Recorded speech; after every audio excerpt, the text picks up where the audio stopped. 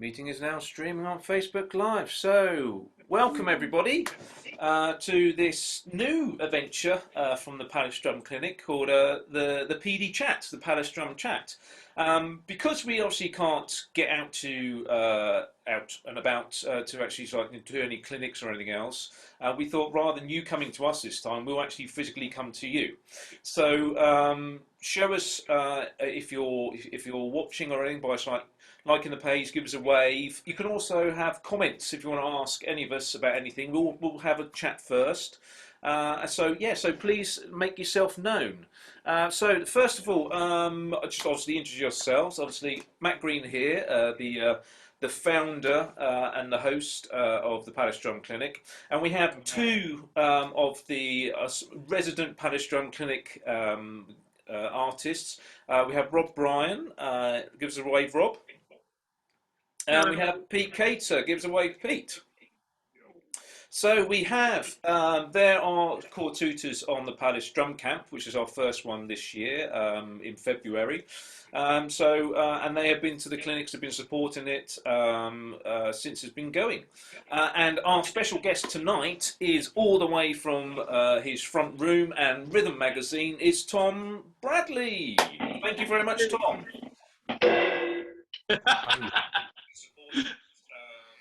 So while I'm just sorting out all the fantastic things that's going on, so I think one of the things that's a lot of people basically will ask and so we can discuss about is the question is what makes a good drummer. Now, if I can just entertain you just for a while, it's just not Jackanory by all means, but this book is a fantastic book. I'll hold it up.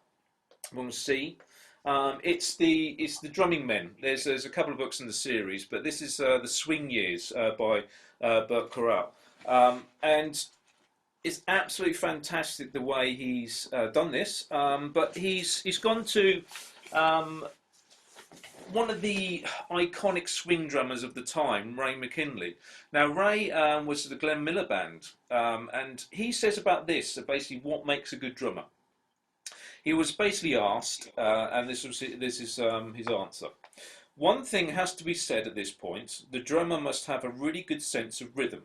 No matter what stylistic alterations or advances are made, if you lack this, you can have fine musical ear, original ideas by the ton, the fastest hand, intelligence of the highest degree, and the face of a handsome movie actor, you won't be a great drummer, or even a good one.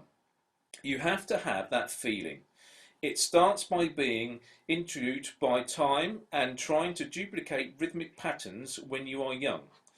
When you have to translate what you hear and sense to the drums, it's one thing to beat your fingers on the tabletop and your feet on the floor, quite another integrating everything at the drums. There are movements to be made back and forth, up and down, and across the set.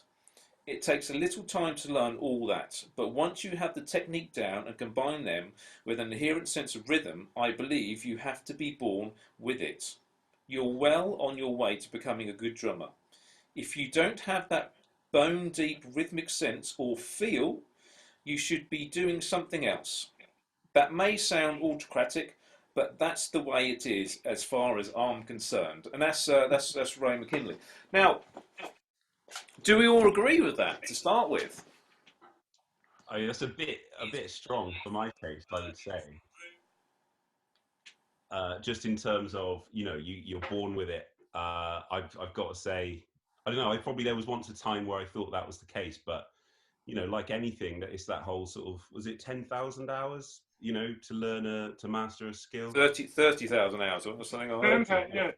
That's the Malcolm Gladwell opinion. The 10,000 hours. And what is it? What is his book? Outliers. That's the theory that Malcolm Gladwell posits in Outliers. That 10,000 hours will get you to a certain level, and where that falls down is one of the things that he posits is the Beatles in Hamburg. The Beatles did all these hours of gigs in Hamburg in 1960, which made them what they were. But it didn't make Pete Best what he was. It wasn't good enough. So it doesn't matter. It's not about how long, how much time you invest. It's about the quality of time you invest. True, but I suppose the bottom line of that statement really is, can you learn timing? You know, or is it? I guess I thought of that as timing, but you know, feel was obviously one of the terms that was used. You know, can you learn feel, or is it something that you have to be, you know, born with? Are you like literally... No, it's not. It's totally not. Totally not. Feel is about what you've listened to. It's about knowing where the drums belong in music. I mean, you can practice and practice and practice and have amazing chops and facility, but if you don't know where the drums belong in music, you're never going to sound good. That's a fair point. But yeah, I don't know. Weirdly, I was just thinking actually, because something that so yeah, I'm very much of the believer, and I teach as well. You know, I've been teaching. I teach at BIM and do private tuition and stuff like that, and have done for a number of years. And I've witnessed it myself. You know, in you're teaching about the click and how to stay in time and feel. You know, how to play behind the beat, in front of the beat, all that kind of stuff. And initially, yes, it is like just a very textbook kind of black and white thing. But then, of course, you have to practice it for it to become reality. But what I've realised, actually, weirdly, is the sort of gap in my belief, I guess, is that I think vocals, I know obviously sidestep straight away, but vocals is something that I think if you haven't got that skill pretty early on, yes, you can learn it, but I don't know, it's, you know, as a lowly drummer, it's my sort of thought that, yeah, there's a much steeper hill to climb than drums. You know, I don't know about, well, how long have you guys all been playing for? I've been playing for 22 years now, I think. I've been playing for 55 years. Rob? You got a few on me. About 34 years or something, 35 years maybe. I'm in my 41 year. I know I look younger than that. But yeah, it's I think I'm very similar to Pete. You know, I've seen that video of you, like, you know, have a little tap down in your nappies. I got to give my first drum and xylophone at the age of 9 months, and that's been it. I don't know life where I didn't actually have a pair of sticks in my hand, really. Sure. So, I suppose coming down to it, it's... Pardon? Have you handed that down as well to your kids? Do you get them started early, or? Well, yeah. Well, I think. Well, that's. I've always said with my. I've got two. I've got Harvey, who's 5.5, and Ella Rose, who celebrated her 3rd birthday last weekend. They both love any kind of music. Even today, so like some music come on, Ella Rose will basically just start dancing. But I've always said I always want them to have. I won't push it, but they want to learn a musical instrument and a sport. For the discipline as well as everything else. Harvey he's unbelievable.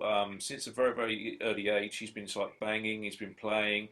It's like, these are not my drums, they're his drums, you know, and he's actually got a fantastic little set made by Ken Hickey of the National Drum Fair of old. So Harvey's actually got a little Premier set made custom for him. And he'll sit there and play it. And it's that kind of thing where he's bashing about. And then it was I just put my head in the studio and went, Harvey, sing and play what you sing. And then all of a sudden he was just singing something, and then he started to play. It's the musicality through it, isn't it? Rather than it's like bish bash bosh. It's the sound he's creating, great. But it's the musicality, and I suppose that feel comes to it. You know, even little things. He's been since he was about 3, 2.5. It's been twinkle, twinkle, little star. You know, he's stopping in the right places. You know, where the phrases and everything else go. So I will not push him, but they have inherited it, which is, I think, is a fantastic thing, because you know, it's all around. But the feel, you know, what Ray was talking about, you know, you have to have the feel. I personally, this is just my personal opinion, that you have to have it, because to say you get identical. It's like an audition based. You have X amount of people come through the door, and they both all can play to the same level. But why does it take that one person to get the job over someone else? It's Well, feel for that particular one. once you pass a certain level of attainment, once you've got good time, good feel, good sound, how you are evaluated by other people all has to do with their personal aesthetic sense. What do they like the way you sound? Yeah. Do they like you? Do they like you as a person? And really, as I say, once those core skills are established, when you get past that point, it becomes a situation where people think, well, yeah, I like him, I don't like him. I like the way he sounds. It's just a gut reaction to how you play. Yeah. Yeah. Yeah. I think so. Because at the end of the day, everybody has their own opinions, and that's what makes us all individuals. It's highly subjective, yes. Yeah. That's So what means you can all have a gig as well. Otherwise, everyone will be chasing the same drummer, right? So it just means, like you say, it's down to opinion, and some, it's like in our working lives. Some people are going to prefer us to, the next drummer, or vice versa. And thank God that is the case. Yes. Obviously some tend to come out on top a little bit, but I suppose that's the question again, isn't it? Is like, why? It's all to do with subjective appraisal. I mean, it's not like sports. It's not like scoring the most goals or acing the most first serves or whatever. Once you have a certain level of skill with music, it's all to do with subjective appraisal. How you sound to other people. What does your playing elicit as a response in them? Yeah, I agree completely. Yeah. And what I did one of my little video pieces about this the other day. Is don't try to be everybody's favorite player. Don't try to be everybody's best friend. And show up on time, and allow plenty of time to find a parking space. And these are the things that will get you on in the industry. Yeah, absolutely. Yeah. Definitely.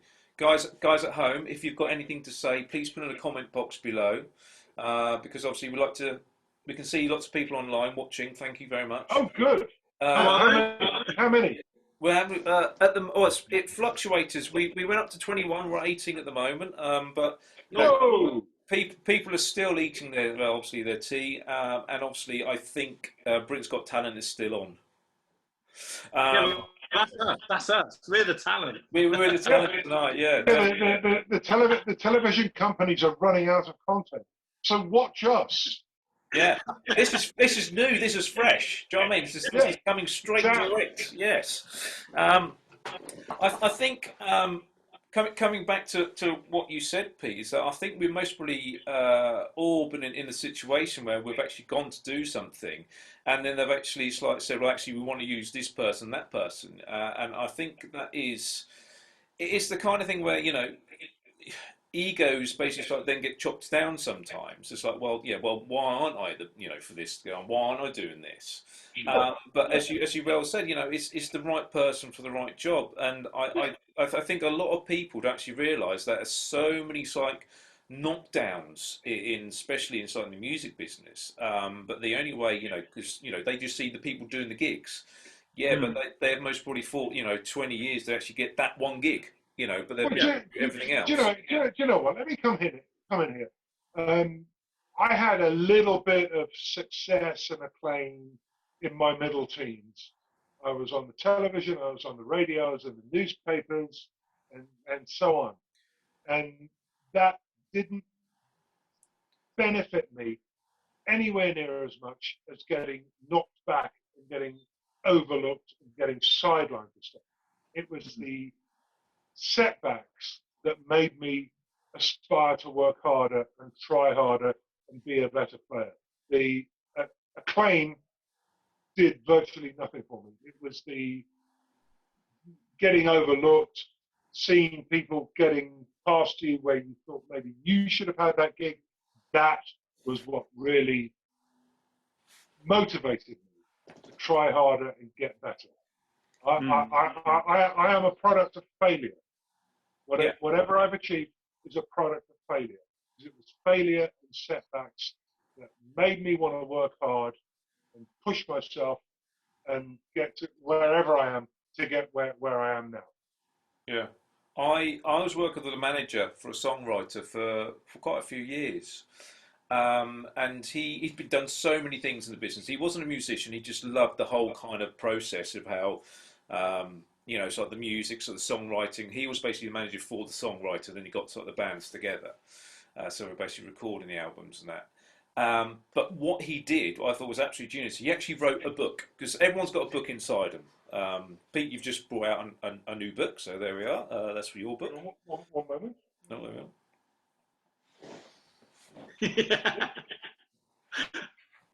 Yay!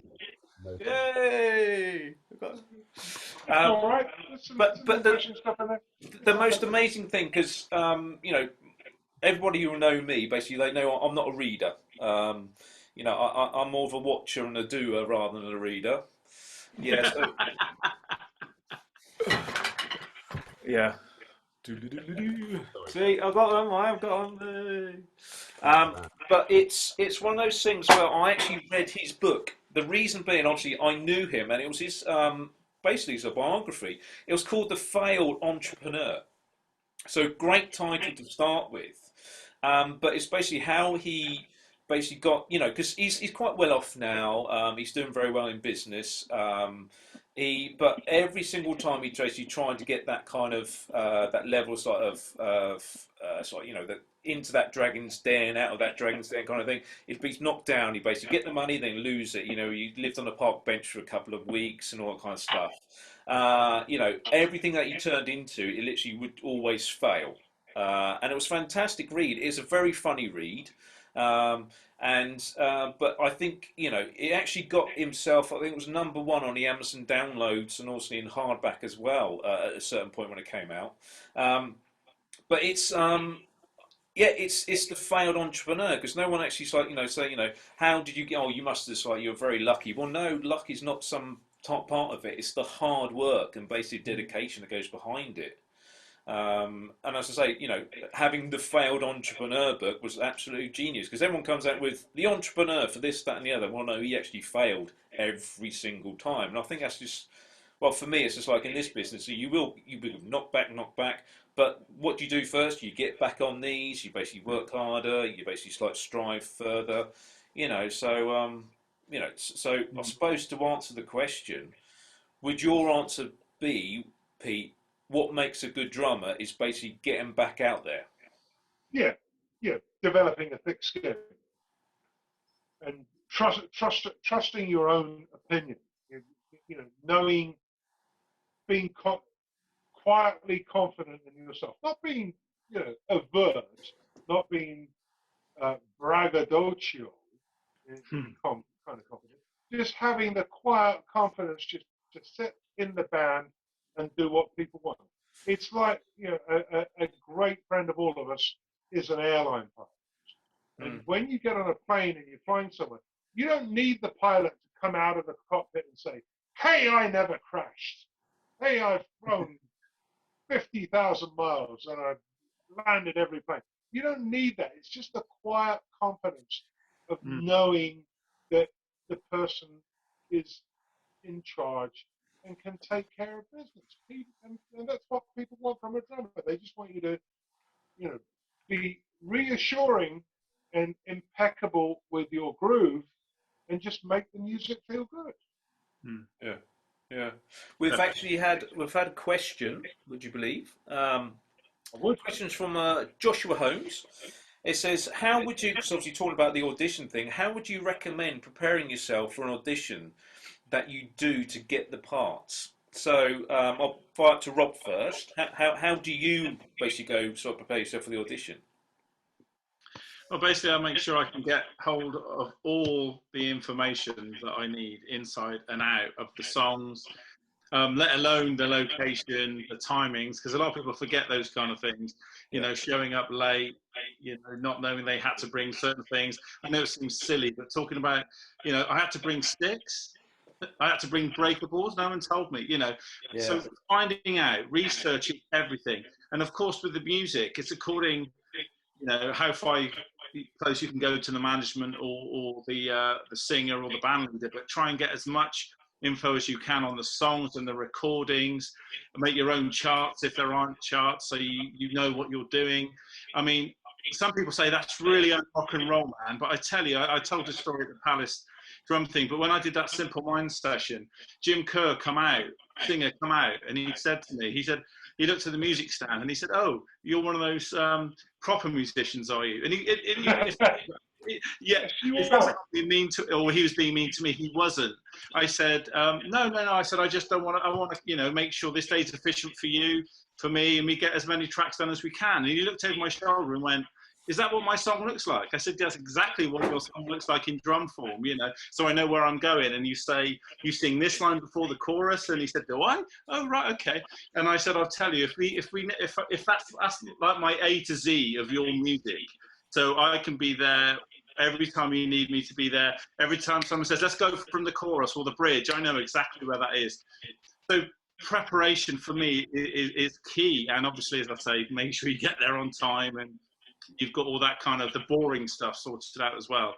That's how I do it, and that's how I've kind of got on in the industry, as well as my playing, but been, you know, really over the top with my preparation. I don't know what you'd say, Pete, but I think prep is key, isn't it? Preparation is something that came to me very late in life. I mean, until I was in my mid-40s, I just winged everything. It never occurred to me to prepare for gigs. I just turned up and winged it. And I could probably have done more with my career if I had had the presence of mind to prepare a little bit more methodically than I did do. But, you know, I'm okay where I am. But I was just not, just the environment that I came from, my background, was not conditioned to prepare for gigs. And it wasn't until I was 44 years old and I had one gig. And I thought, oh, here's an opportunity. And I prepared for it and it changed my life. Yeah. I wish I found that out 20 years sooner. But, you know, it's all right. It's fine. Well, we are where we are. A lot of what the other guy said, obviously, just in terms of the, you know, the admin side of things, making sure you got all that sorted. But I guess just to kind of delve in more on like my approach musically, you know, in terms of actually getting through the material. Yeah, I'll chart stuff as well. Usually, I suppose, depending on the gig, of course, you know, they're probably not going to want you to read it. You know, it depends. Obviously, in Pete's world, No, you know, probably assume that you are going to be reading because there's a lot more info to get through in that regard. But yeah, so thinking about like, you know, pop gig or particularly rock. I mean, I've done I did a dep for a heavy metal band, or I think they were called like, oh God, what were they? They had like, it was a really weird like subgenre that I'd never heard of, like crust punk. That's real. And this is the best bit. This is the best bit. The band were called Hell Bastard. I'm not making this stuff up, guys. I went out to Belgium to do a gig for them, just a one-off thing that I stood in for, and I wrote charts, and it was hectic stuff. It was very like Slayer type, you know, real chugging guitars, really fast, lots of time changes. Some of which weren't even actual modulations; they were just like, you know, Iron Maiden style. Let's just go to this tempo, okay? And yeah, so I charted it all out, and I literally had like 4-page like written charts that I'd like sellotape together, like looked like I turned up for a big band gig, and it was this you know, crust punk gig. Anyway, my point is, they probably didn't want me to be reading, but I had absolutely no choice because I just physically couldn't. It was very, very late notice, and I literally had like a week to learn it all. But coming back to normality, when I teach this, you know, my kind of go-to is like, so number one is bar counts. It just has to be. Don't cloud yourself with what section, you know, is this a verse? Is this a chorus? Is this a pre-chorus? Doesn't matter yet. Get the bar counts first. As soon as you hear a change in the music, move on, you know, literally just write the number, tally it if you want, move to the next one.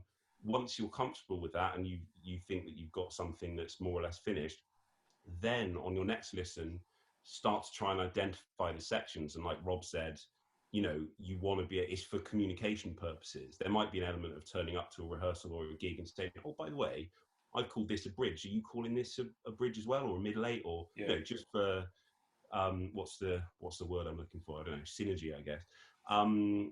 But yeah, so basically bar counts first, section names second, and then notes, i.e. stops, you know, hi-hats or ride cymbal, whatever, transcribing like main grooves and stuff.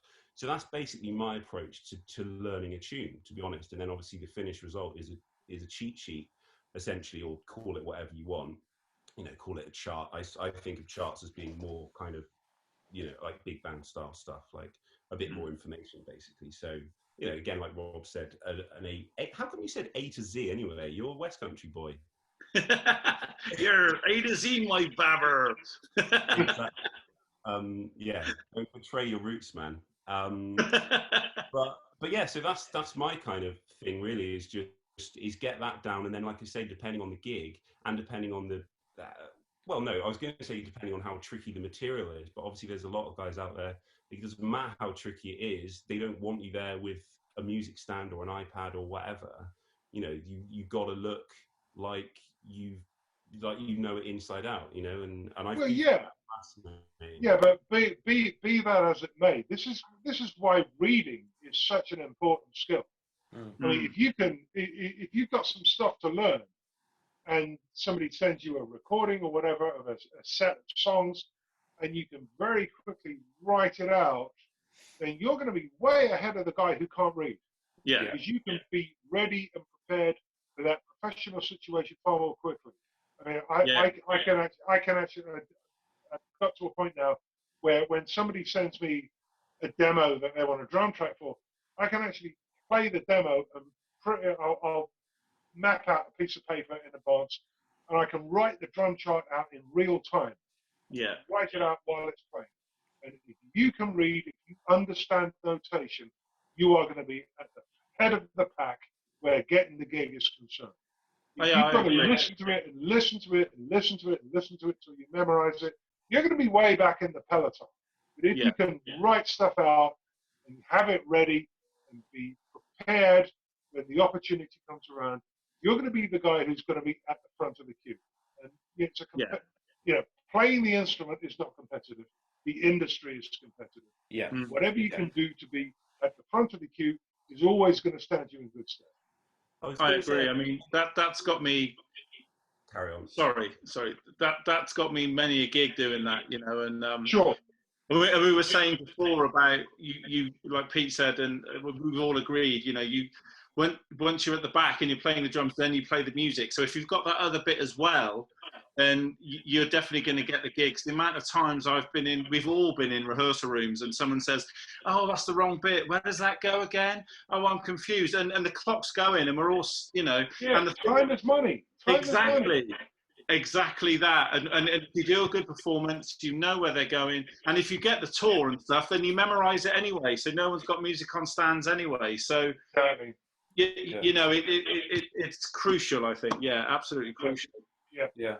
I had that one not so long ago when I said, "Oh, how many bars is that outro? Is it because it was like an 8-bar phrase and I went to a 6-bar, so I got myself a little bit confused. So I did write it down because obviously trying to learn X amount of songs in a certain amount of time, and the bass player was going, "Well, I'm playing. It's here. What do you mean here? How many bars was that? Well, I just showed you it was here." So if you say, well, at the end of that, we played 6-bar phrase. Thanks very much, Bosh. Do you know what I mean? It's so simple. It is so simple. If you understand how the music is structured, then it's going to be quick. You know, it's simple, isn't it? You know, it was simple to us, but I suppose those, you know, people who've literally just done by a year or so, they literally almost I suppose it's like a replicator. That's what they're doing. They're just replicating what they hear, but they don't actually understand what they're actually playing. Sometimes it's like, oh, but it went to here. Well, what's that chord? No idea. It went to here. So you don't know what chord you're playing. No, it's this one. It's like, well, what's that one? For my ear, so because sometimes as drummers, we don't always deal in rhythm. We sort of pitch as well. Yeah. Chord changes. From songs. To the verses to the choruses. And stuff like that. It's 12 bars.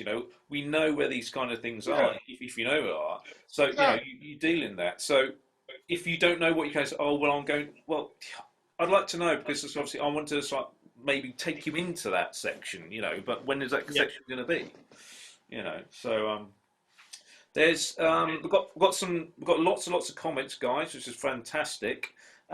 Just a few shouts outs. Mike Tubman, hello, Mike. He's Hello, Mike. he's a Oh, regular Mike. Hi, thing. Mike. Top stuff. Gary Leach, hello. Hey, Gary. Steve Bland, Richard Horton, hello, Rich. Rich, Cozy Drums. Matthew Big shout out to Devonish. Cozy Drums. Sharon Elizabeth, and we've got Anant Paul, Dave Forrester, hello Dave, Kenneth Russell Everett, hello, he's written a couple of things, but we'll read it out. Ken. Well, Ken down there in the southwest.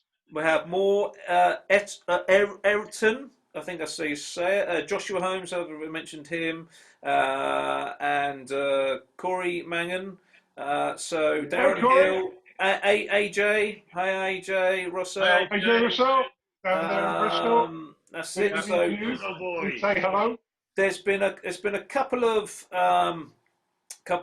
things here. I just want to read out just on this subject really. So like Kenneth has basically said, "Hi guys, it's so important to be playing again after a long time now. People look at my ability, so agree. Pete is now the band comes knocking at my door. Been over 25 years to get there. The band I play for love my drumming, and he plays like Western swing and also gypsy jazz. Result, he says, which is fantastic. And he also did a school concert and spent listening for hours to Barnum tracks. People don't know Barnum. It's like The Greatest Showman. It's the original version of that. Right. Was locking down with the bass player and knew all the stuff. We even got a thanks from the headmaster, so the concert was a great success. But if I had not done the homework, it could have gone down the pan. Pretty much all to herself. Hi, Nikki Stokes just joined us. So we've got a question actually from Sharon, which obviously literally leads on from what we were just saying. What's the best way my son can prepare for music college? Now, I know Pete and, all of you teach at college level. I've done college level. I'm a little bit low beneath the education line at the moment for that. But how would you prepare? It's my personal thing, almost what we've literally just talked about. It's the preparation, isn't it?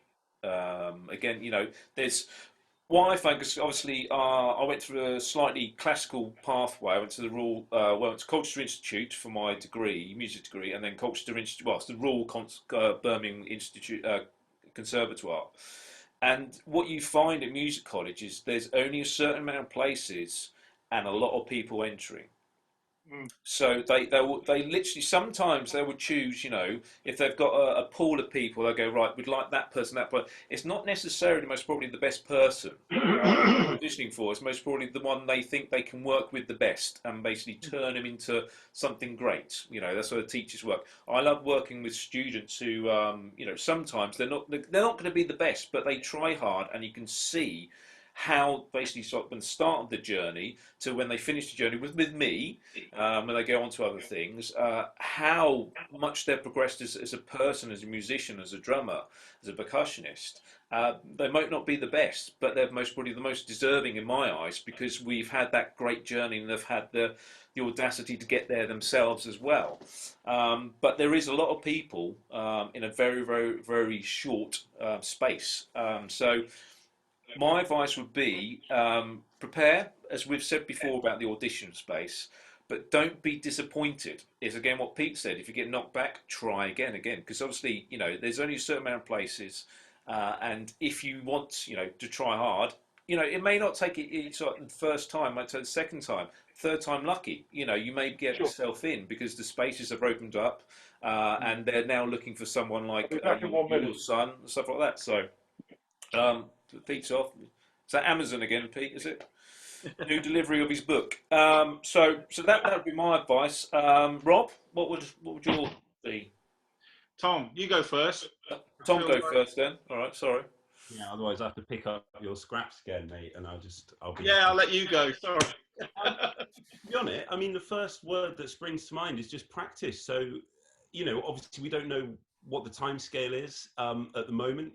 Are we talking for September, or either way, just basically find out what it is, that is required of you essentially, and then just work like a boss on it essentially. So, so with the BIM auditions and stuff like that, it's very much what it is if you don't get in the first time, then you're given like a kind of, referral type thing or whatever, basically come back next time, work on this, and this, it's an action plan. So, you can obviously create your own action plan, but it's more, probably more useful to do that in, collaboration with the college that you're actually working towards, basically. So, but yeah, ultimately, there's just going to be certain things like, off the top of my head, for kind of college stuff, that kind of level, it's making sure it's subdivision. So it's making sure that you can absolutely nail quarters to eighths to triplets to 16ths to 16th note triplets to 30 seconds type thing, or at least the first half of of those just like nailed, to a click, of course. And then what else? I'm just thinking, time. So like subdivision, obviously they kind of work Comet's together. come back from shower, and it's 2 years away from leaving school. So That's brilliant. Loads of time. Yeah. Just set up. In which case, as more of a long-term thing, obviously, short-term goals are the way to go with that. You need to set, like, maybe it's up to you, work either a month at a time or 2 months or 3 months. Doesn't matter. You obviously want to set little bite-sized goals which ultimately work towards your final goal. So in 2 years, if you want to be able to play to a grade 8 standard, for instance, then you need to kind of work backwards from there. And it might be that, your first goal is literally, in 2 weeks, I'd like to be able to play, be able to go from triplets to 16th notes, back to triplets, back to 8th notes without any hesitation at all. And then that's number one ticked off, and then move on to the next thing. And it's always working towards. But yeah, thinking about this kind of ties in with, what we were talking about initially, what does it mean to be a good drummer? What does it take to be a good drummer? Weirdly, I was thinking more technically when you first asked that question. I was thinking stuff like dynamics, subdivision, but I'm thinking obviously very, very technically minded from a kind of teacher's point of view, I guess. But yeah, that's it basically. So it's like, things like working on ghost notes. So like internal dynamics, and then subdivision, time, feel, of course, which is a tough thing to define sometimes. But I think initially, from a like on paper type thing, is can you play slightly behind the beat? Can you play slightly ahead of the beat?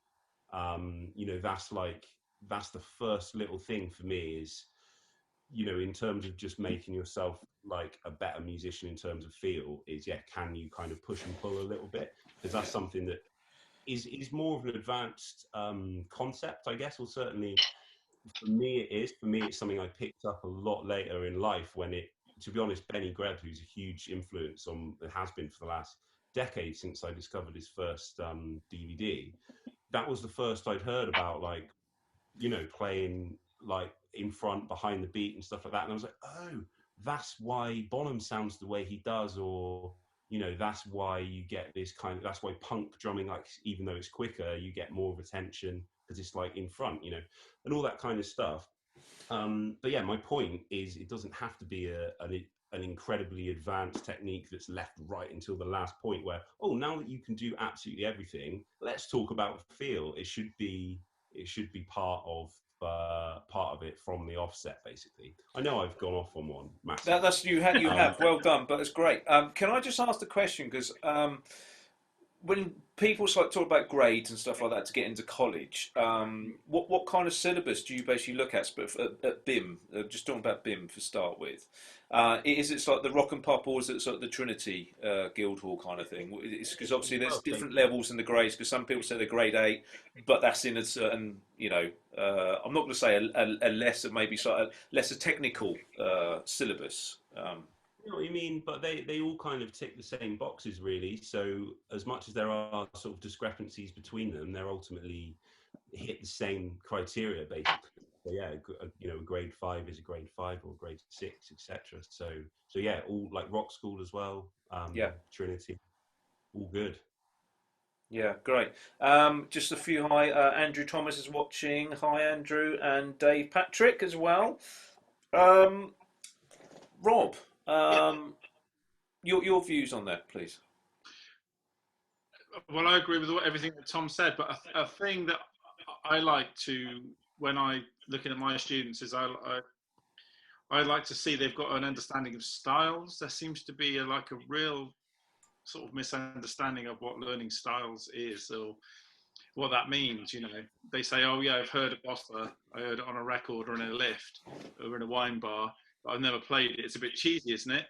And it's like, yeah, but is it? Let's get into what Latin music's all about. All that kind of stuff. So I find that usually they can play rock well, they can play R&B, some funk. But when it's right, give me a jazz 3/4 time, or give me a bossa or a samba, they don't really know. And I would like a sort of wider, even in the younger students, somehow trying to get them into a wider style of music earlier. I know it's difficult, but I would really love to see that, because sometimes when I play that sort of style of music to younger people, I'm scared that they're going to turn and go, "Oh, this is so naff." But a lot of the time, you play them something and they go, "This is ace. This is fantastic. Yeah. Why have I never heard this before? Why am I being fed?"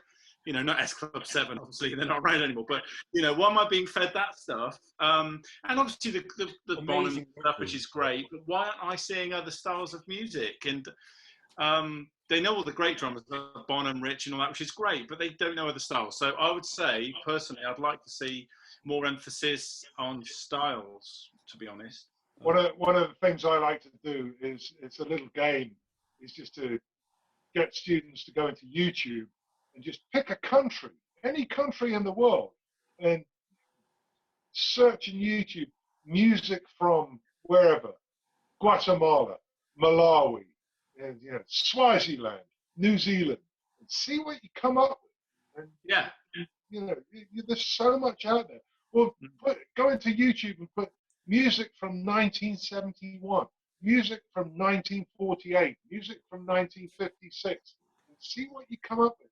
There is a whole century. There is more than a century of recorded music, which can inspire all of us. So don't listen to all the same stuff from the last 6 months that all the other guys are listening to. Because if you listen outside the box, then you will give yourself a massive advantage. You will be so far ahead of the pack who are all listening to the same half a dozen albums. We know it happens. Yeah, you're right. Absolutely. There's a question here, Joshua.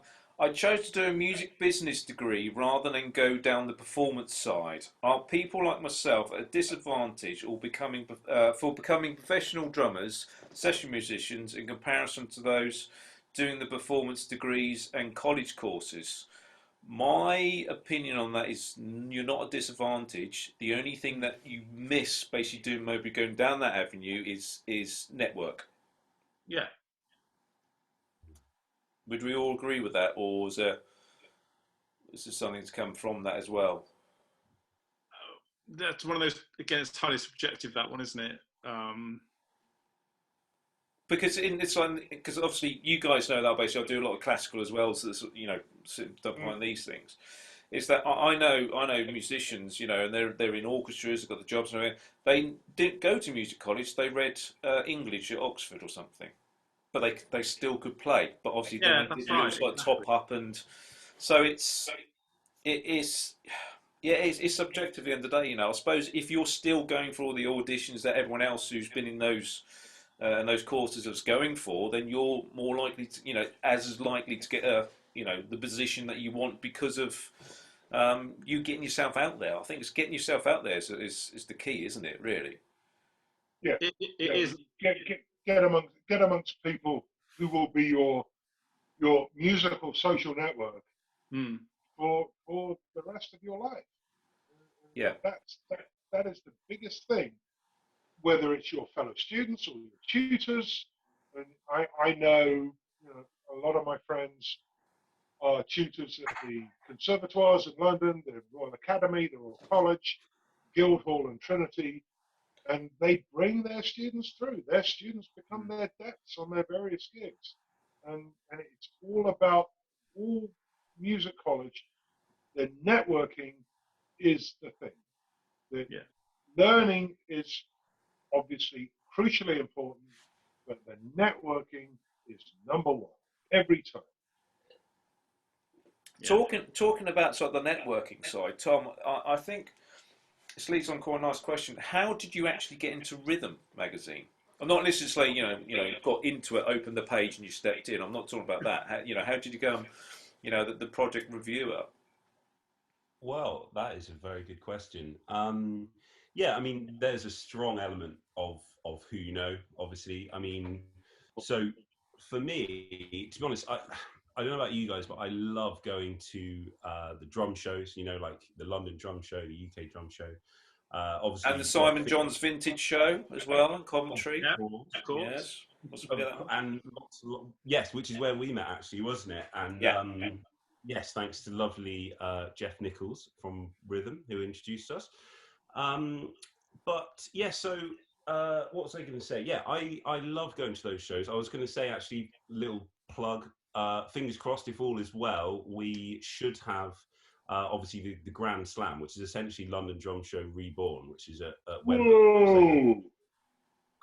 So that's the That would plan. be As I'm cool. sure 7th and 8th of November? November. Yeah. But yeah, so hopefully we'll be all right by then. Cool. Yeah, I hope But so. We need to get it all back. We really need to get it all back. Yeah, we've also just the other plug is the Simon John's Vintage Show is October. That's right. Of the weekend. He's going to shoot me. I can't remember. It's the 10th and 11th. I think it's the 10th and 11th of October. Yeah. That weekend. So, oh yeah, because you're playing there, Rob, aren't you? Again? I am. I'm Yeah, being a star again. Yeah. doing your Beatles thing again, aren't you? Yeah. But yeah, sorry. Yeah, so another little plug. Sorry. so all I was going to say is basically the reason I say about the shows is because I mean, since I went to my first one, I mean, I guess it's relatively recently because I'm a bit of a newbie, I suppose, in the grand scheme of things. 2011 was the first time I went to the London Drum Show, and I haven't missed a single show since then. And I love it. And one year, probably about 6 years ago, I guess, I bumped into Chris Barnes, who's the then editor, and I'd met him in passing before, and yeah, he just approached me and said, "Oh, Tom, how's things?" And it was one of those, was like, he knows my name. This is good. This is a good start. And he just said, "Yeah, do you want to send me in? Do you want to send me in some work, like some writing?" I said, "Oh, I'm not really a writer, but yeah, okay, I can do it." And it basically, he'd asked me previously when I'd seen him like a long time before, and what he actually said was, "You never sent me anything. Can you send me something?" I was like, "Yeah, all right." So what I ended up doing was doing a couple of little dummy reviews of just a couple of things, like a DVD and like a snare drum or something. It was my one of my drum kits. I just wrote a review as if I played it for the first time, which is of course a tricky thing to do when you've been playing it for like 2 years. But anyway, sent it in, and much to my dismay, he was like, "Yeah, this is great. I'll send you out some stuff to write a proper review." So I ended up a knock on my door a couple of days later, and the like a courier, DHL guy, with like 6 snare drums on like a sack truck, just stacked up. And I didn't know what was being sent. I knew there were snare drums coming, but it turns out they were like basically 3 different types of 3 different types of wood and then 2 sizes for each one. So obviously in total 6 drums, and I was just like, and it was like Christmas Day, honestly, and I was like, this is amazing. And for the first issue, I also wrote it was something called, it was 21 kit hacks, which was basically like, you know, how to improve your tone, how to basically like do stuff on a budget, which was really cool. Oh yeah, that was it, 21 budget kit hacks, which is my first ever thing for rhythm. And then, so that was a course on Future Publishing, and I did that for about 5 years or something. And then, of course, very recently, you know, at the beginning of last year, what year are we in? Yeah, beginning of last year, obviously Future pulled the plug on rhythm after, you know, quite a long relationship with them, sort of thing.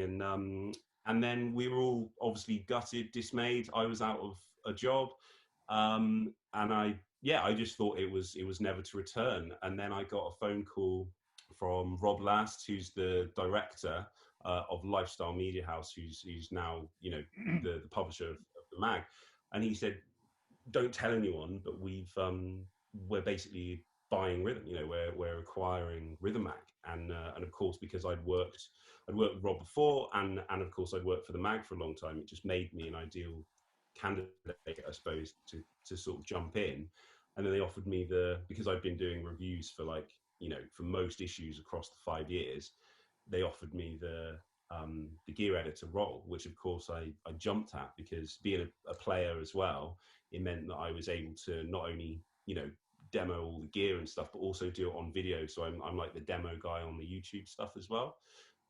So yeah, it all just fit together, but that's basically it. So I suppose, to come back to it, as much as obviously there's been a lot of hard work involved, you know, if it wasn't for Chris, bumping Chris at the drum show, then it just wouldn't have happened. And then of course, knowing Rob through other work, you know, other sort of bits and pieces that we've done in the drum world, and it all just fit together. Probably worth mentioning at this point, I suppose, as well, that where, you know, for avid rhythm readers, where we're on hold at the moment during the lockdown, just because it's really difficult for us to produce the mag, you know, because there's a lot, certainly gear wise, I can't get to the studio, I can't get gear out. It's a nightmare. So we're on hold. So the current issue is going to stay in the shops, which are of course closed. It's still available, and you can still get it online and all that sort of stuff. And but anyway, so the next issue, we're hoping, if all is well, will be July, and then that's going to be a Neil Peart tribute issue. So okay, great. Couple of shouts outs. We've got Andrea Dromes, hello, and Gordon Curtin. Gordon is actually asked, I think, a quick answer to this one from everyone. To what extent is alcohol a useful tool in relaxing a busy gigging drummer or a performer? Not at all. So there we are. Not at all. Forget it. Yeah, no. It's reliant, isn't it? You don't rely on anything. No. Apart from me kicking the camera. Yeah, it's just like it. You know, it's not. Well, in my opinion, it's not a tool. If you can't do it when you haven't had a drink, you can't do it at all.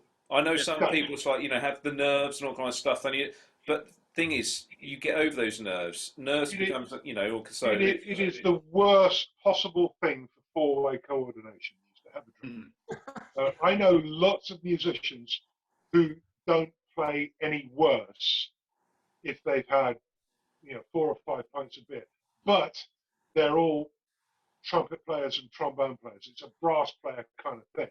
Yeah. If you're sitting on a chair and you're just kind of blowing down a tube and going like that, that's nothing like the necessary four-way coordination to play the drums. You're a drummer, stay straight. No booze, no drugs. I don't want to hear anybody who's drunk or stoned playing, because I know they're going to sound better if they're not medicated. Yeah, I'll go with that. Yeah. Unlike here, for example, where we are. Well, yes. Cheers, everyone. Thank you very much. Yeah. Don't ask me to play, because I'm going to sound rubbish. Yeah. That's his second bottle he's on there. Third. Good man. Yeah, it's as I say, it could have been tongue in cheek. I think it is a bit tongue in cheek, but you know, we all know that people are basically like go and drink. But as I say, if you can't do it, if you can't do it with drinking, don't do it at all. It's the whole kind of like, know your limits, know your limitations. If you want to have one and you know you can basically physically play on that kind of stuff, it's absolutely fine. Some, it's a nice over a meal, because obviously we do hang about in restaurants quite a lot, restaurants and pubs. It's the nature of the music industry. But don't get to the stage where you built yourself up and then you're going to have that extra one. You can't get that. Well, do you know what I mean? It's I never heard a drummer sound better because he had a drink. No, No. not at all. Never. This is interesting, right? New feature. There we go. Listen to PK play 12 bars sober as a judge, and then 10 pints later. Well, yeah, I've just come up with it. Yeah, so this is the PD comparison. We could have Pete before and after, first bottle and third bottle. That comes actually. It's just reminded me of something. If we go back into like in the rock and roll side, eras and all kind of stuff, how would you think the likes of Bonzo, Keith Moon, all these type of like notorious alcohol and so like drug use and all that stuff, how do you think they would be without? Because I've got this like feeling, it's like we all hear the stories about when Paul McCartney's asked were the Beatles high when they wrote Lucy in the Sky with Diamonds? They said, oh no, with nothing to do with drugs. But they do know that we all know that it's a kind of everyone used to do it, that kind of, they didn't know the after effects and everything else, what was going to go on for a long time. But would they be sound the same, and would they be as bigger people without that kind of influence? Because obviously, did it make them sort of part of the brain go, wow, what to do that? Okay, here's a point of view. You talk about the great John Bonham and Keith Moon. They might still be alive. They might have been able to grow and continue to deliver their greatness to us for a lot more years than they did. Yeah. Other than how they chose to live their lives. If they had moderated their behaviour, they might still. Can you imagine if John Bonham was still here now, still coming up with great drum tracks? How much more he would have? How great, more of a legacy he would have left to us. Absolutely. Huh? Yeah, and the thing is, one thing we have to be mindful of as well is that being a bit of a Beatle nut myself, that they said that when they used to record under the influence, they used to take it home on the 4 tracks, reel to reels, take them home, listen to them the next day, thinking it was the best thing they'd ever done. They'd all listen to it and ring each other up and say, "It's rubbish. We've got to go back and do it straight." And also another story that's come from the Robert Plant camp was that a lot of the times the question was asked, "What were you guys great every night?" And he said, "Actually, a lot of the times we were absolutely terrible." And there's a lot of bootlegs of the live performances of that band, and it's not great, but we all look at these people as being, they were like that Madison Square Garden gig or the Royal Albert Hall gig, they were like that every night. And the truth is, if that was their lifestyle, which it was for a lot of those bands, they weren't good every night, and they were struggling under the influence, but of course history has made us see the rose-tinted spectacles, glasses, and it's not the truth, is it? It's not the truth at all. And a lot of people who are sort of my parents' age, you used to see the Kinks and the Beatles and the Stones when they used to come through the pavilion in Bath. I'd say to them, like, what were they like live? This band or the other. And sometimes they'd say they were really great, and sometimes they'd say they were absolutely terrible. So, I think we have to take all of that with a pinch of salt. And like Pete says, if they'd have different lifestyles, they would be playing.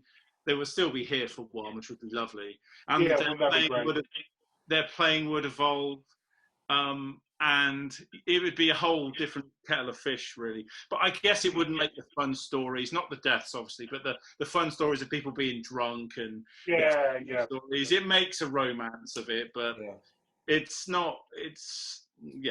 That's the history of music that's written by the journalists who've never played an instrument or the people who simply weren't there. Exactly. Yeah. Yeah. Just on that John Bonham thing, September will be his 40th anniversary of his death. 40 years, and he's still regarded as, you know, an inspiration. It's amazing, isn't it? As Pete said, you know, if he'd lived to, like, he'll be 72. Exactly. And what might he have achieved in those 4 decades? Exactly. Yeah. He might have, you know, gone out of being a band member. He might have become a great studio player, putting down tracks for some of the best artists. You know, I think so. In the Steve Gadd, Jeff Porcaro, you know, Chris Parker, Vinny, he could have been a go-to session guy. Yeah. Think of all the great records he didn't play on because he sadly passed away at such a young age. Yeah. That's a tragedy. And I think that band were growing apart at the time anyway. I think they were starting to spread. Like any great band should, to be honest. They should, shouldn't they? They should. Yeah. And as you say, he could have ended up in the studio and been doing loads of stuff. Exactly. I mean, how long did the Beatles last? Well, from when Ringo joined, slightly less than 8 years. Yeah. He joined in August 1962, and they split up in April 1970. How long have the Rolling Stones lasted? Too long. Too long. I agree. We'll get in trouble. They've become their own tribute band, haven't they? Absolutely. I agree. Well, you should say that, because the flip side of what I was going to say is obviously was as much, you know, half of Bonham's legacy is, you know, is the legacy in terms of the fact that it was a short-lived thing, and you know, it's nice to romanticize about that he might have done this, that, and the other, and I'm sure he would, you know, or could have, but the flip side of that is it might have been that they just carried on and on and on, and possibly, you know, and then you know, not to be the downer on it, but I suppose in a kind of chaos theory type thing, it could have, you know, there's 1,000 different branches of how that could have gone. Well, I feel it's entirely possible. I mean, he could be 72 years old with a 30-year-old girlfriend like Jimmy Page. Well, it's the same about anyone, is it? Like Kurt Cobain and stuff. They always say how great he could have been, but we'll never know. I mean, you just don't know. I mean, the legend becomes written, and We've got a question from TJ Wills, who's a question for Pete. Pete, what was it like working with Steve Gadd on The World's Greatest Drummer, and did you learn anything particularly from being around him during the days leading up to the event? It was probably the most fulfilling 48 hours of my professional career, just to be around that man. Just to I mean, he is like the Zen master of drums. Just to be around him and just to see how he handles stuff, and just how he is so chilled and level-headed, and just a great humanitarian, and completely non-competitive, and just gets up and does his thing and does it his way. I got so much from the 2 days that we spent doing that show. Immeasurable, completely immeasurable. Brilliant. Did I know I was there, but Tom, did you? I know you that one? Unfortunately, not. No, Rob, you weren't there. I don't profess to be starstruck. I was very fortunate. Hi, Rob. Rob Campling is watching. I was very fortunate. My uncle's a professional drummer, and he used to play some sort of absolutely great. So he's actually, through ill health, unfortunately, last year he retired. I think it was 28 years with Susie Quattro. That wasn't his music at all. He was more of a jazz drummer. But it was you know, that was his work. But so I played with sort of Linda Lewis, Benny King kind of thing, and all that.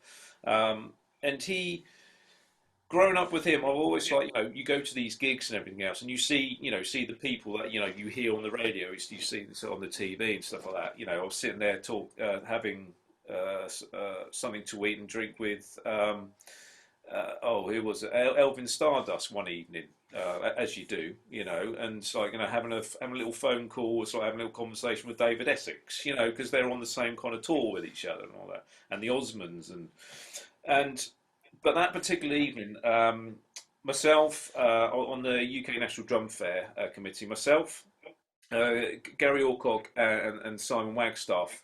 Because obviously we have relationships, obviously with Pete and with Ian Palmer, who organised the World's Greatest Drummers concerts.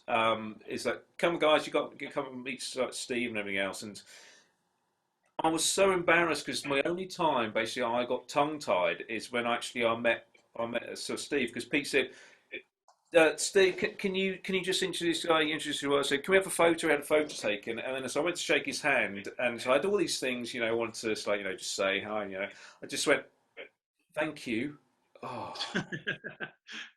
And that was just like, oh, and then afterwards we just saw Ian taking him back in the car. So we just leant in and said, and he said, "Hi guys, thanks for coming." Because he's such a humble man, he's like, he's thanking me for coming. I was like, no, no, thank you for being you. And I leant in. He said, "You put his hand." I leant in and shook his hand. And I just went, "Thank you." Oh no, not again. Not again. Not again. I did it again. But he just, but he was so humble. So I didn't work there. I only met him, and I only said 2 words to him, which was the same word twice.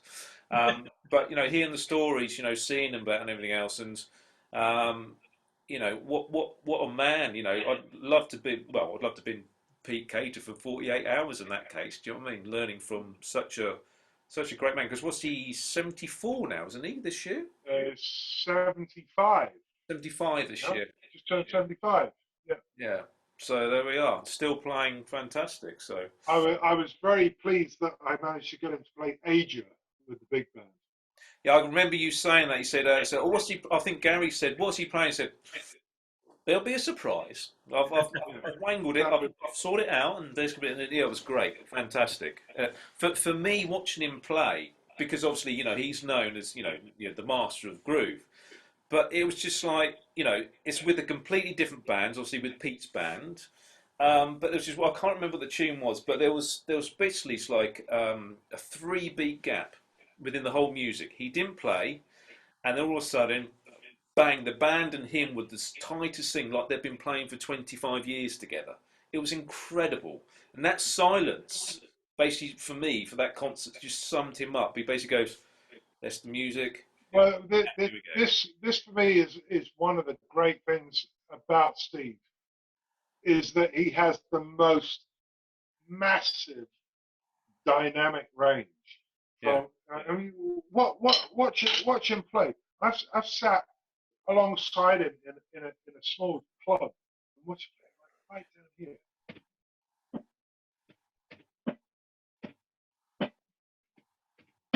and barely touching the drums and cymbals, and he can go right from a whisper to a roar, and that to me is one of the most dramatic and affecting things about any great drummer, is how they can manipulate dynamics and how they can balance their own sound. You're mixing your hands and feet like they're 4 faders on a mixing desk, and Steve is the master of that. It is incredible because we had we have little drummers Christmas do, and this year it was dear old Henry Spinetti's turn to be the Right. the entertainment. He was hilarious. He's been a few times. He comes to the Palace Drum Clinics a lot. He loves them. He's once we can get him out of the house, he's fantastic. But he was. Simon Wagstaff was there as well, and was just discussing those. Basically, was discussing while I was talking to a lovely piece of beef. It's like how good sound engineer. If you got a duff one, it's like, and they're all going backwards and forwards, And I was just asking, so like a question, because it came up in one of the places that I teach, and I was playing Layla, and I said, it's like, for me, it's like it needs to obviously be, it doesn't gather moss, but it's right on the edge. It has that kind of slight feel to it, rather than sort of laid back kind of feel. And I was trying to get it over to like the people I was teaching, and even one of the actual staff there, who's a guitarist, fantastic guitarist. He said, "No, it's got to be laid back." I said, "No, it's got to be." I said, "How does Eric like to play it?" And Henry's like, he went off, for about half an hour, so, and then he diverted. But what he basically did say is that he literally has to whack the drums so hard because everything, everything's monitor wise. They have it cranked up, and Eric will come back, can't hear you, so he's smacking the snare drum again. And things, and that's what has that kind of upbeat energy forward because Eric can't hear, and if he can't hear, he won't be able to play well. So what Peter said, because obviously Henry plays, Henry's the English drummer, where Gad is the American band drummer for Eric Clapton. It's that when he's, when Glad is like sitting down and whacking it, I suppose, in that kind of context, it's like, and then the dexterity for literally, I've seen him basically just push a cymbal and it makes it sound great, because obviously the environment that he's in, it's just unbelievable. It's like, yeah, we all have dynamic range, but his is superhuman, really, I think, because of the situations you always had to play in. Mm. But that's Maybe they should just get the monitor engineer to crank the gain up a little bit, I think so. because you shouldn't have to overplay Mm. No. in order to make somebody else feel comfortable. You should be able to play in your dynamic range where it feels right, where you can do your best work. And Yeah. having done like 5 decades with big bands now, I know this. If you play too loud with a big band, then everybody's tuning goes up, intonation goes up. If you find the right dynamic level, they can play comfortably and in tune. If they're blowing too hard down the trombones, the trumpets, or the saxophones, they're going to struggle to stay in tune. So really, there has to be an understanding that we have to balance our own dynamics and not compromise the music. Mm. And if somebody's getting a little bit deaf, then yeah. maybe range the ears a little bit. That brings up another thing that's just spring to mind. Tom, I'm going to aim this at you because obviously you've just done the hybrid. So I had to play hybrid drums in the Rhythm magazine, also online, haven't you? At BIM, do they always play on electric drums for lessons and stuff like that? Is that Yeah, for the lessons that take place, obviously within the actual drum room, where I've Yeah. always likened it to the kind of American classrooms where you've got like the teacher's desk at the front and then lots of individual desks. It's just like that, but Right. everyone's got. okay? So obviously the teacher, at BIM Birmingham where I teach, we have 2 acoustic kits. One that's set up more for jazz, like a little bop kit, if we Yeah. want to get on that to do kind of a bit of Latin or a bit of swing stuff. And the main thing is like just a big setup, like kind of 6-7 piece. Okay. Yeah. So my question would be to you, and this is basically something for everyone. I'm finding now, since obviously the advance on it's like electronic equipment. It's like, yeah, this is mesh head, so I've got little triggers on, but obviously this is my theatre kit and this is my studio kit, so I don't wake everything up in the house. But I don't I don't play electronic drums unless obviously I'm doing theatre, because obviously I can have whatever one, I can control the sound. But are you finding in your teaching, guys, that whoever actually plays on electronic kit at home, their dynamics, they have one dynamic, and it's Yeah. because Yeah, the the turn it sensitivity down, is like, still do the same. yeah, it's a trade-off. It's a trade-off between being able to practice on a set of drums or not. And we know that the sensitivity of even the best electronic kits doesn't come close to what a human being can do on a stand. Yeah, So I mean that's fair. I will kind of vouch for. Obviously, I'm very techie, and I love my. You can see behind me. This is my teaching setup for all the Skype stuff. It's nothing too flash, but it does the job. But funnily enough, the latest video, and this genuinely is an accidental plug, but the latest video that I have done for Rhythm for the hybrid segment is how to dial in your sensitivity and your threshold settings to basically hone it in for you, because as much as I agree with what Pete said, is you know, naturally they're aspiring to this as much as they can, and it's flabbergasting what you can do, particularly with like the new digital pads that are coming out. You can go from a whisper to a roar, like you said. But of course, the human ear, you know, it doesn't make airwaves move, right? It's not, you know, it's obviously an artificial thing. However, you know, if it's set up correctly. And to be honest, it's the student, it's the player. If they're actually mindful of the dynamics, it's all there. You know, it does offer that. Obviously, you can't. It's the only thing really that I say, certainly when I'm teaching, is the only thing it kind of misses is rim shots. You can't practice a rim shot on an electronic kit because all you got to do is smash the rim, and you've got a lovely sounding rim shot. You know, you don't have to like hit, you know, both at the same time. All that sort of stuff.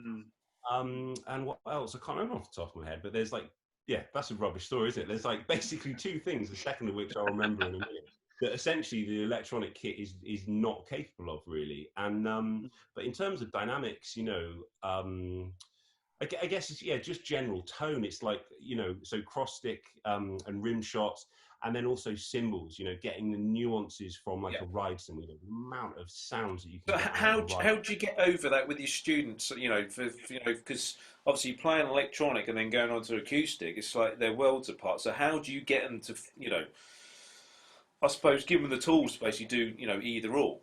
Well, it's interesting because I don't really think they are worlds apart, because as much as they are different instruments, they're both, you know, they're both set up the same. I think one of the obvious things to do from a physical standpoint is just spread the pads out. You know, as much, I can't talk at the moment because this is as condensed as it can be because I'm literally in my living room.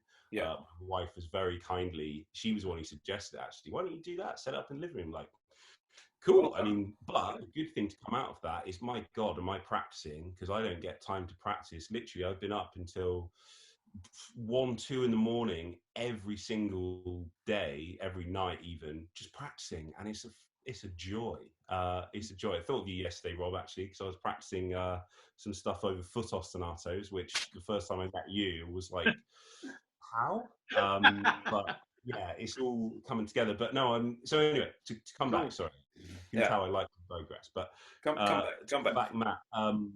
Basically, I think that in an ideal world, the student is obviously, you know, they might have an hour and a half session where they're obviously restricted to an electronic kit. Some of them are then going home to an electronic as well, but a lot of them are practicing at home on an acoustic. But I'll always make a point of saying, if we are doing something that's obviously not gonna be is not gonna be ideal played on an electronic, then I'll just make a point of that and say, look, you know, do be mindful of this, but you're not going to be able to really replicate that sound. You know, you need to dive on an acoustic, and we'll suggest that. But just generally, in terms of, you know, for instance, we're doing ghost notes or something, it's still, they're more than capable, if you're playing a groove, you know, of being able to play accents or non-accented notes, and there is a massive dynamic range. We've actually had a question from Matthew Devilish saying, would you say it's better for learning dynamics to use a practice pad like the Bill Sanders one, or electronic pads, but obviously not monitoring the actual sound itself? Because I was going to say that I mean, I'm in lockdown. I'm in lockdown. We're all in lockdown. But I'm using Bill Sanders pads to practice on, and at one point I was thinking, should I? And actually, I did message Roland to say, you know, maybe I should get a Roland kit. I could do some sort of video blogs and all that. And actually, I was thinking, when I was playing on these pads, I was thinking, apart from the sounds I could get, maybe I could do a bit of remote sessioning actually from the Roland kit. But for the drumming point of view, there's nothing for me that works better than working on a practice pad, because the height of the stick you can get off the pad, you get the sound. For me, it's a perfect way of assessing my sticking and checking out my dynamic range. And when I get to a drum kit, of course, it's not quite as springy, but my hands are working better than they need to, actually. So then I only have to sort of bring it down a little bit.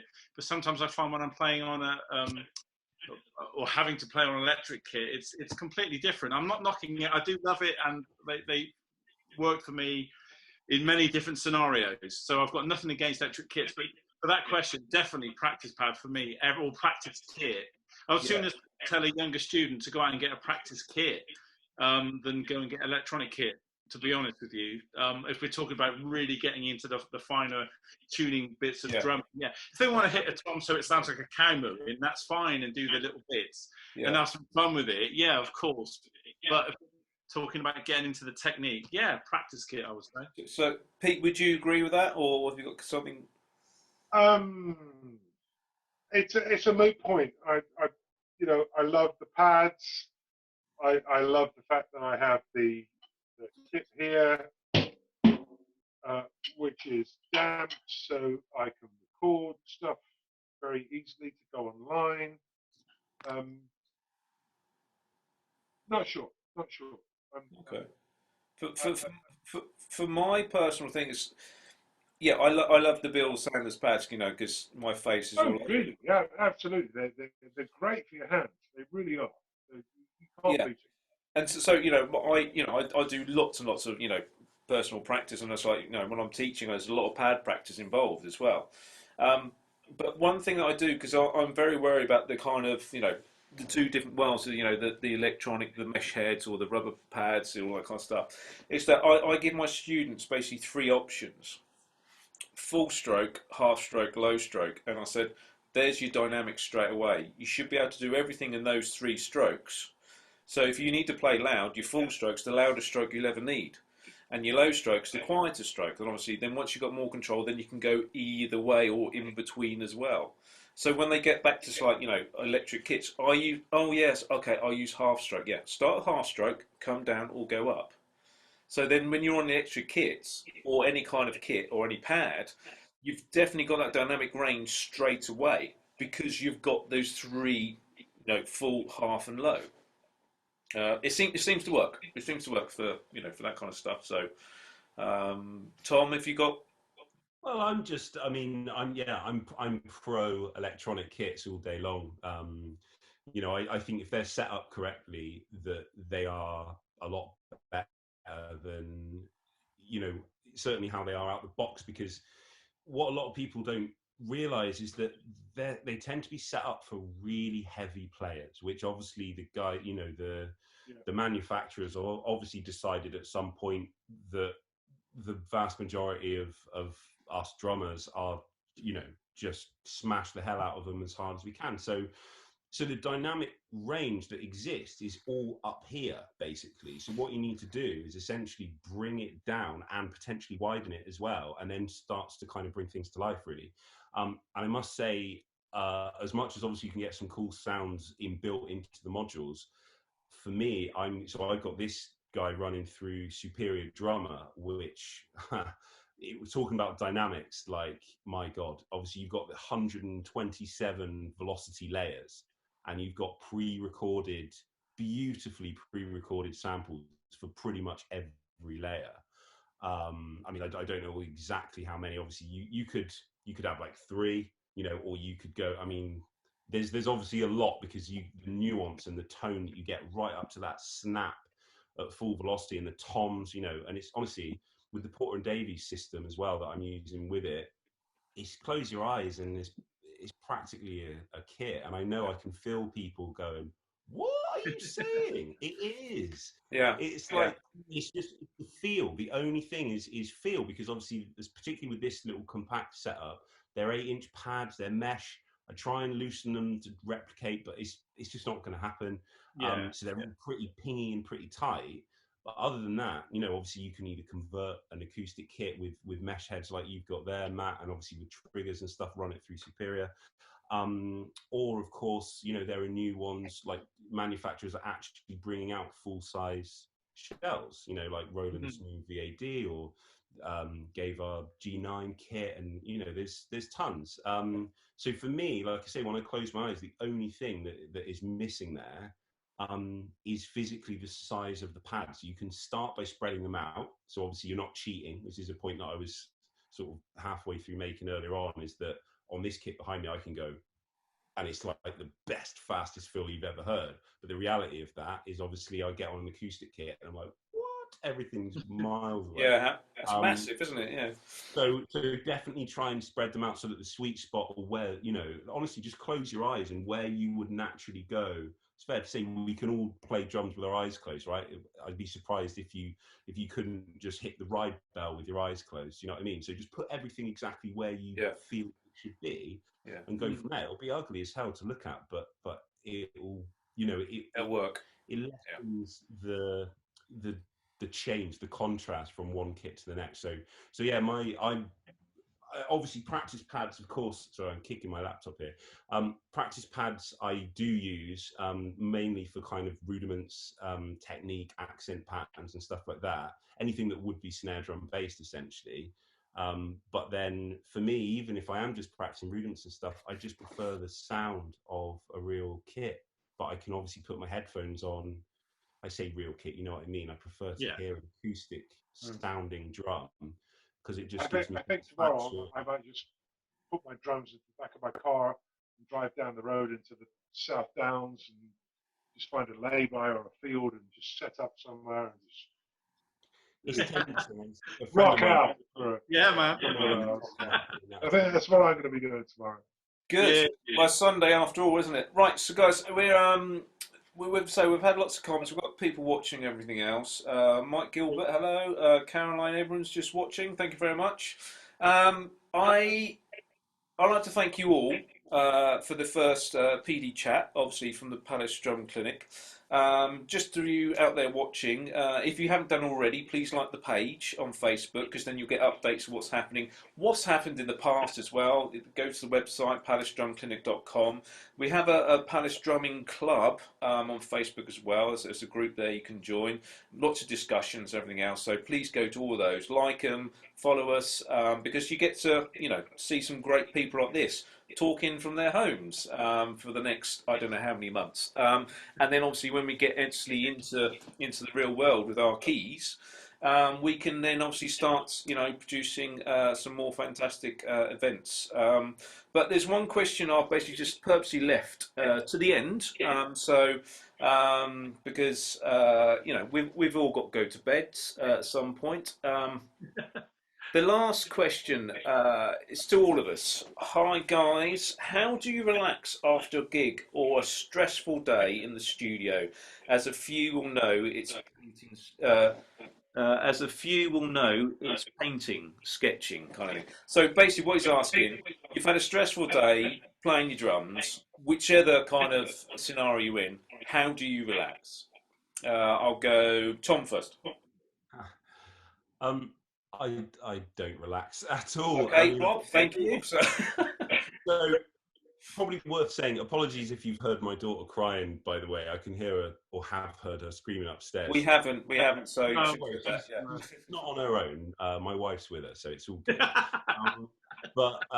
Yeah, basically, I mean, yeah, for me, the first thing that comes to mind is the drive home, because certainly for gigs, you know, they're very seldom local for me. So as much as I feel wired coming off stage, by the time I've packed my gear up, and because I'm very much at the level where I do all my own, I have no tech. Obviously I'm lugging it all around myself. By the time I've done that, jumped in the car, you know, and got home, it's like I'm wound down. So usually at that point it's like go to bed or something. But yeah, if it's just generally stressful day, you know, after putting the kids to bed, and which makes it more stressful, crack a cold one basically. Yeah, I mean, this is a new one, but my new thing at the moment is playing Xbox. To be honest, I bought it just in the nick of time before lockdown, and I'm just wasting a lot of hours just basically staring at the screen, really. So, but yeah, I don't know. It's general advice is just, I don't know, don't have kids. Yeah, okay. Pete, on that, how do you So how do I wind down? I like to eat simple, healthy, well-cooked food.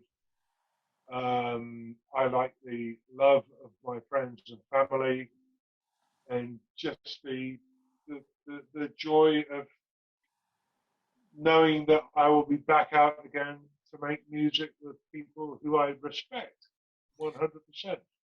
But after a gig, though, what do you do to wind down after a gig? Um, Can you remember? a very small glass of wine. When did I last do a gig?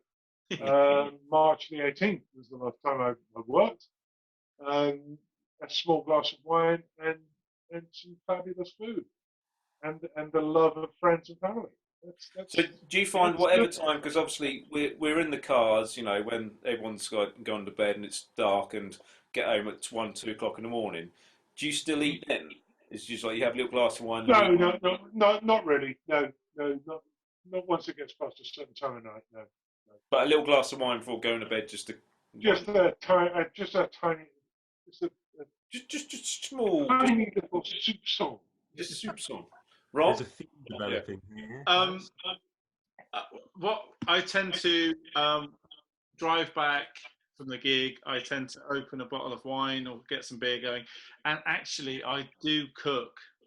So sometimes I'll be cooking a curry or something at like 2 or 3 in the morning, which I know is really bad for you. I know it's really bad. Remind me of your address, please? Right, when I'm passing your way, I'm stopping off for a curry. But the thing is, you know, how I look at it is that's my 6 o'clock in the evening. So when people have done theirs, you know, I'm just getting in. But I know for your metabolism, it's not very good. I know that. But I sometimes don't eat before a gig because of stomach issues and stuff. So sometimes I don't, when I've got a big journey ahead of me, I eat very bland, dry food because of stomach issues, as I say. So I tend to sometimes enjoy myself after the gig. And if I'm on tour, I'll definitely do that, you know. So I'll enjoy myself after the gig. So that's not very healthy, I know, eating a big meal that time of night, but I'll probably stay up till 4 or 5 in the morning watching Star Wars or The Mandalorian or something, and wind down and eventually fall asleep about 4:30 or something. Yeah. I actually find it quite hard to wind down, I have to say. Yeah. Mine's very simple and quick because this is my routine. Doesn't matter what time I get in, I sit down with a pint of water, watch half an hour telly, and then I go to bed about 4 hours later because I've fallen asleep on the settee. Yeah, that sounds familiar. I've fallen asleep on the settee. Yeah. Yeah, it's my bed. Guys, thank you ever so much. I hope you enjoyed it out there as well. Just something else. We will be back. I can't tell you when. Let me know. Would you like this weekly? Would you like the monthly? I'm thinking the Palace Drum Clinic is once a month. We can do this once a month, but we're in circumstances. We are available. We have time. We have time on our hands. So please like us on the Facebook pages. Go to the websites. You can see some fantastic, interesting sort of little videos of Pete and Rob and everything else. And there's obviously the camp was on there as well, which theoretically we should be doing again in February. More on that to come. But I'd just like to thank our guest Tom. Thank you very so much for joining us tonight. Thank you very much. Yay! And thanks to our resident Palace Drum Clinic tutors as well, to Rob Bryan and Pete Cater. Thank you ever so much, guys. Now, keep safe, guys. If you tell your friends about this, and there's obviously the one replay, #replay when you're watching it, please, because obviously you can leave comments as well. But it will be on YouTube, on my YouTube site, and I'll put in the comments 24 hours after this, so you can watch us again and again and again. So it's a good night from me, and it's a good night from them. Thanks so much, guys. You take care. All the best. All right. Thanks, Matt.